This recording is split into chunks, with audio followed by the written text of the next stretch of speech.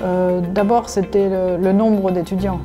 Parce qu'aujourd'hui, c'était un cours où il y avait quelques absents. Mais j'ai un autre cours, par exemple, où on va jusqu'à 30 personnes, 30 étudiants dans le même cours. Donc, ils n'ont pas le temps de tous parler s'ils parlent l'un après l'autre. Donc, j'ai pensé que déjà, si je les fais parler ensemble, deux par deux, ils parleront pendant tout le cours. Presque tout le cours. Et ensuite, une autre raison aussi, c'est que les étudiants n'ont pas tous le même niveau. Il y a des étudiants qui sont presque débutants, mélangés avec des étudiants qui sont beaucoup plus avancés. Donc c'est difficile si je fais un cours magistral, ça ne va pas s'appliquer pour tout le monde, ça ne va pas être agréable pour tout le monde, et ils ne vont pas tous apprendre quelque chose. Et en plus, quand ils sont deux par deux, ils s'entraident beaucoup. Non seulement le professeur peut les aider, mais deux par deux, quelqu'un qui est plus fort va aider l'autre qui est plus faible.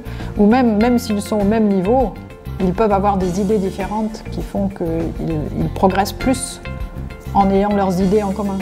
Et j'essaye aussi de ne pas faire un cours magistral, c'est-à-dire où le professeur parle et les élèves écoutent, mais qu'eux-mêmes soient très actifs pendant le cours.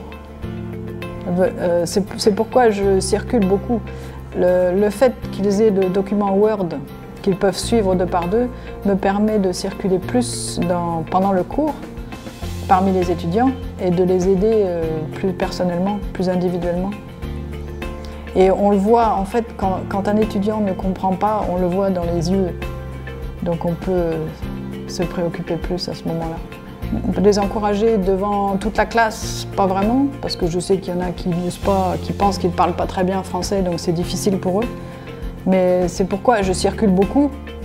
Et donc quand je suis parmi les étudiants, c'est facile de me demander d'aider à ce moment-là. Donc j'essaye de varier les documents, des vidéos, des photos, comme dans le cours filmé aujourd'hui, ou d'avoir pas seulement des documents écrits, des documents oraux.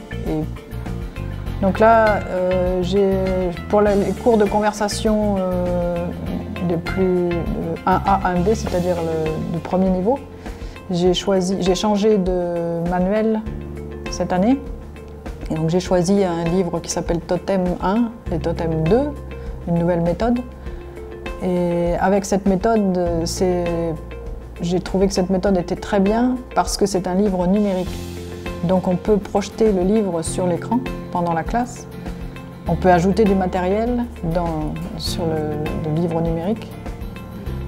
Donc il y a une fois par an, l'Institut français, qui est l'Institut de l'ambassade de France, conjointement avec une association coréenne de professeurs d'université, organise un stage de 3 jours pendant l'été, et donc avec un thème différent à chaque fois, et pour les professeurs de français en Corée. Et donc je participe à chaque fois, si je peux, et ça me semble très utile. Il y avait aussi les séminaires du centre de Sangyungwan. J'ai pu participer qu'une seule fois, mais c'était intéressant.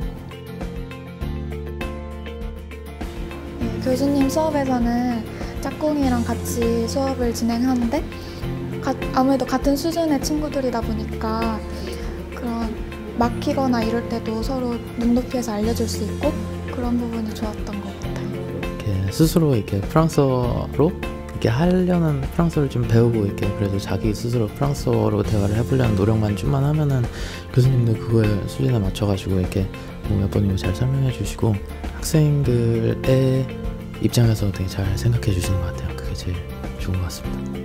저는 프랑스어를 배우면서 단순히 그냥 문제를 푸는 것보다는 말을 하고 내가 말하고 싶은 걸 말할 때 약간 그런 기쁨이 있잖아요. 네, 그러니까 파트너한테 내 생각을 얘기하고 교수님께 제가 말하고 싶은 거 말하고 그렇게 커뮤니케이션 되는 순간들이 많은 편이잖아요, 이 수업은. 그래서 그럴 때 수업이 재밌다고 느꼈어요.